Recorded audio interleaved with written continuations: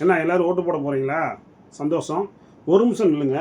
இந்த மாதிரி ஓட்டு போடுறதுக்கு முன்னாடி ஒரு நோட்டும் ஒரு பேனாவும் மட்டும் கையில் எடுத்துக்கோங்க.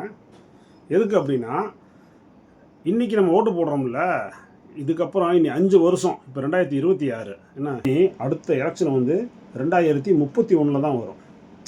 அப்போ அது வரைக்கும் அவங்க கொடுத்த வாக்குறுதிகள்லாம் அவங்க மைண்டில் ஞாபகம் இருக்கும்.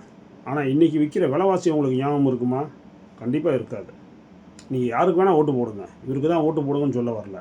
அதுக்கு முன்னாடி ஒரு பேனாவை எடுத்து அரிசி 1 கிலோ இன்றைக்கி எவ்வளோன்னு எழுதி வைங்க. துவரம்பருப்பு 1 கிலோ எவ்வளோன்னு எழுதி வைங்க.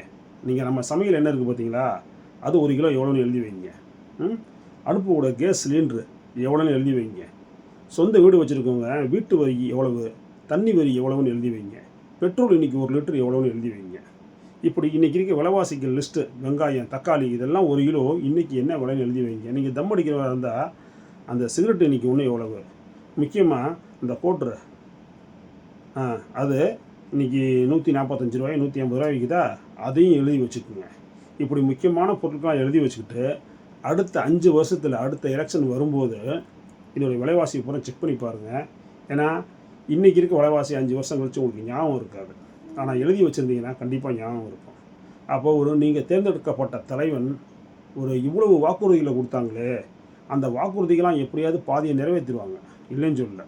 ஆனால் விலைவாசி மேலே கையை வச்சு இதை ஃபுல்லாக ஏற்றி அதை நிறைவேற்றினாங்கன்னா கஷ்டப்பட போகிறது நீங்கள் தான். நீங்கள் போடுற ஒவ்வொரு வாக்கும் நமக்காக இல்லை, நம்முடைய சந்ததிகள், நம்முடைய குழந்தைகள் கஷ்டப்படக்கூடாது.